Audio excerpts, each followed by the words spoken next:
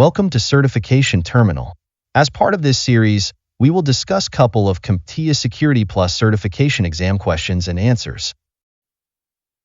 Which device is commonly tasked with generating the radius request in the process of configuring 8.2.1x authentication for a wireless network? Option A, mobile devices connecting to the network. Option B, back-end authentication server. Option C, router. Option D, wireless access point. The correct answer is Option D, wireless access point. In the process of configuring 8.2.1x authentication for a wireless network, the device commonly tasked with generating the radius request is the wireless access point. The wireless access point, Option D, serves as the intermediary between the connecting device and the authentication server. It is responsible for encapsulating the authentication request in a radius message and forwarding it to the authentication server for verification.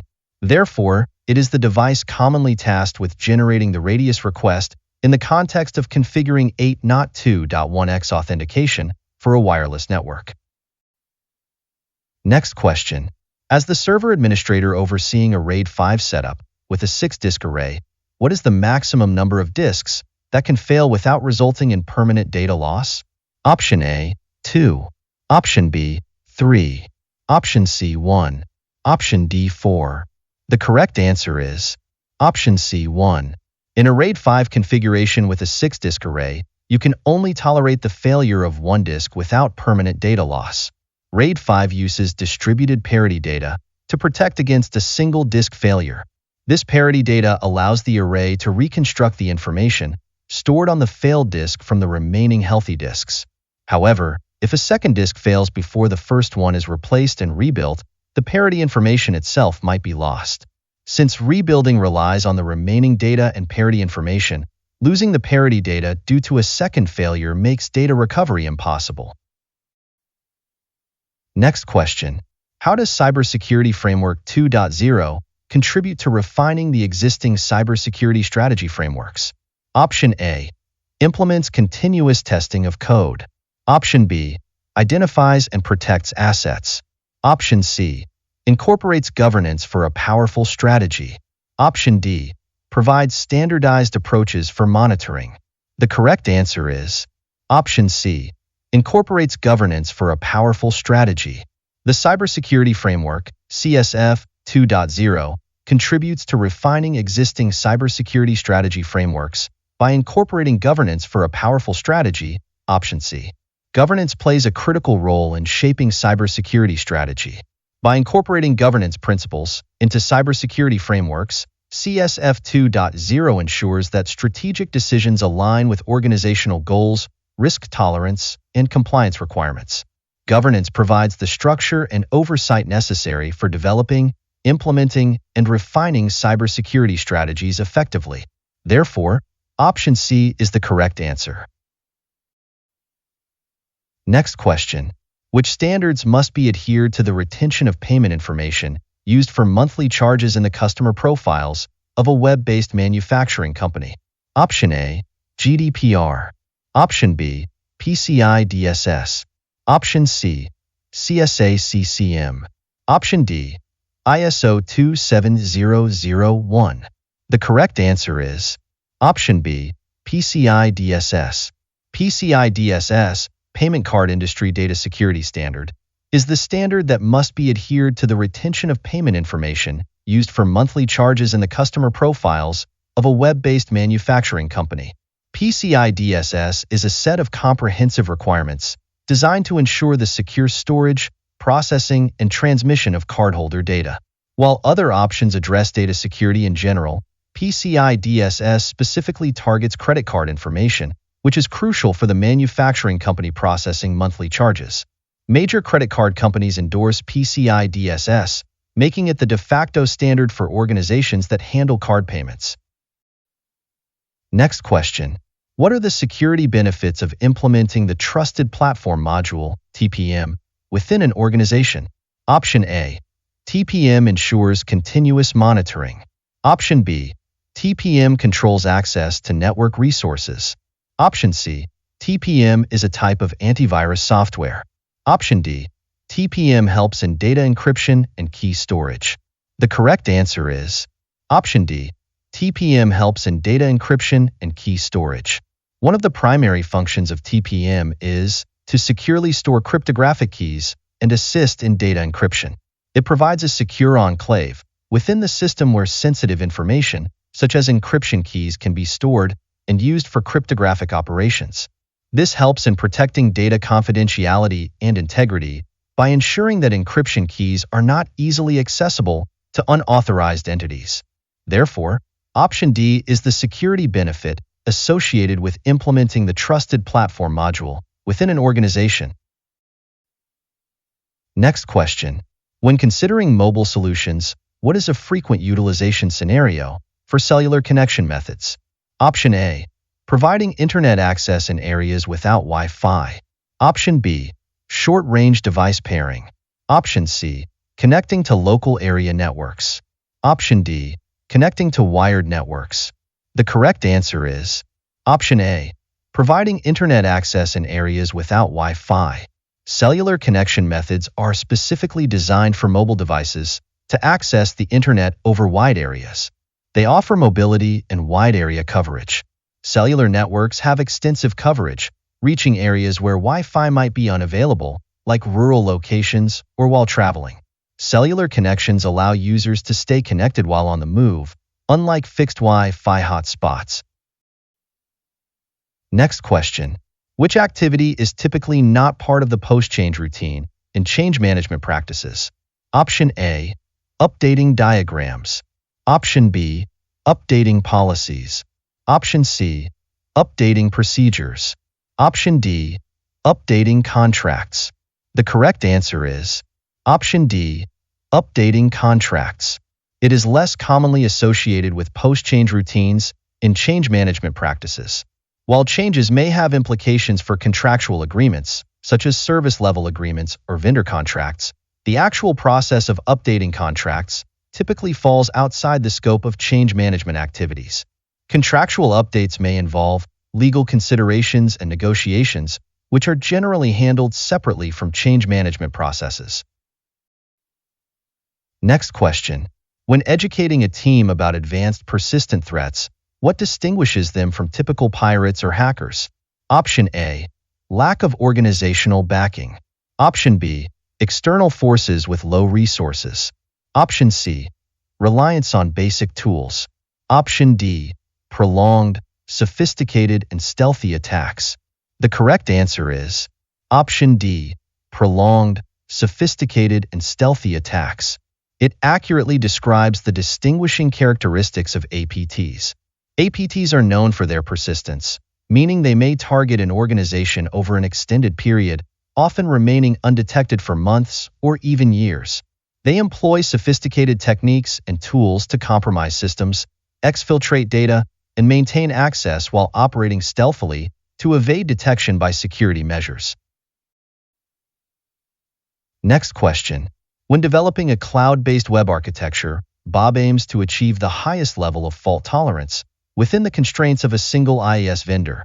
Which solution would be most suitable for him? Option A. Creating redundant web servers in different availability zones. Option B. Creating redundant web servers in different regions. Option C. Creating redundant web servers across multiple vendors. Option D. Creating redundant web servers in the same availability zone. The correct answer is option B. Creating redundant web servers in different regions. Creating redundant web servers in different regions enhances availability, reliability, and performance, while providing resilience against various types of failures and enabling compliance with regulatory requirements. By distributing servers across multiple regions, you reduce the risk of a single point of failure. If one region goes down, traffic can be rerouted to another region, ensuring continuous operation. Users located closer to a specific region experience reduced latency and improved performance because they are served from the nearest server location. Next question. When an attacker gains access to the victim's local network, which technique is typically employed to facilitate a man-in-the-middle attack? Option A. Buffer overflow. Option B. ARP spoofing. Option C, cross-site scripting. Option D, directory traversal. The correct answer is Option B, ARP spoofing. ARP spoofing, address resolution protocol spoofing, involves the attacker sending falsified ARP messages to the network, associating their MAC address with the IP address of another network device, such as the default gateway. This causes network traffic intended for the legitimate device to be routed through the attacker's machine, allowing them to intercept and modify the traffic, thus facilitating an MITM attack. Next question. What is the recommended approach for resolving the problem when employees within the network segment encompassed by a new firewall experience connectivity problems attributable to the firewall lacking configuration? Option A. The firewall should be configured with access lists to allow inbound and outbound traffic. Option B. The firewall should be configured to include an explicit deny rule. Option C. The firewall should be configured with port security to allow traffic. Option D. The firewall should be configured to prevent user traffic, form matching the implicit deny rule. The correct answer is Option D. The firewall should be configured to prevent user traffic, form matching the implicit deny rule. Next question. Among the choices provided, which one illustrates a reactive measure in incident response? Option A. Implementing intrusion detection systems. Option B. Regularly patching software and systems. Option C. Conducting security awareness training for employees. Option D. Investigating and containing a security incident. The correct answer is Option D. Investigating and containing a security incident. Investigating and containing a security incident is a reactive measure as it involves responding to an incident after it has occurred. When a security incident is detected, organizations initiate an investigation to determine the scope, impact, and cause of the incident. Containment actions are then taken to prevent further damage, such as isolating affected systems, disabling compromised accounts, or blocking malicious traffic. Next question. Which aspect of risk management is highlighted when a company harmonizes its security policies with industry standards, laws, and regulations? Option A. Risk mitigation. Option B. Security controls. Option C. Risk transference. Option D. Compliance enactment. The correct answer is Option D. Compliance enactment. Compliance enactment accurately represents the aspect of risk management highlighted in the scenario. When a company aligns its security policies with industry standards, laws, and regulations, the primary objective is to ensure compliance with external requirements imposed by regulatory bodies, industry associations, or governmental agencies. Compliance with these standards and regulations helps the company demonstrate adherence to established guidelines, protect sensitive information, and mitigate legal and reputational risks associated with non-compliance. Next question. Bob has observed irregular spikes in network activity, including an elevated number of outbound DNS query responses with notably larger sizes than the queries. What type of attack should Bob suspect? Option A. Pass the hash. Option B. Cross-site scripting. Option C. Amplification. Option D. DNS poisoning.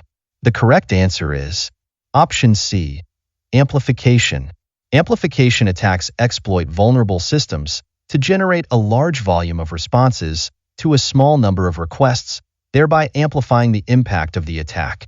In the context described, the unusually high number of outbound DNS query responses with notably larger sizes suggests that the DNS protocol is being exploited to amplify the traffic, indicating an amplification attack.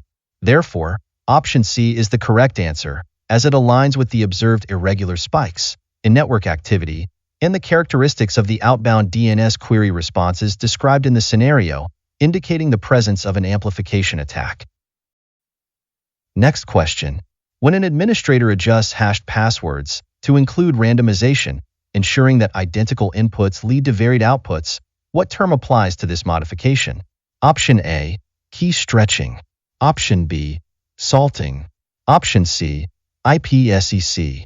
Option D. Hashing. The correct answer is Option B. Salting. Salting involves adding random data to passwords before hashing them. The purpose of salting is to ensure that identical passwords result in different hashes, even if they are used by different users. This adds complexity and randomness to the hashed passwords, making them more resistant to attacks, like rainbow tables and pre-computed hash attacks. Therefore, salting aligns with the described scenario of adjusting hashed passwords to include randomization. Therefore, option B is the correct answer, as it accurately represents the term that applies to adjusting hashed passwords to include randomization, ensuring that identical inputs lead to varied outputs. Thank you very much for watching. Please hit the like button and subscribe to our channel if these questions add value to your preparation. We'll meet in the next video. Take care until then.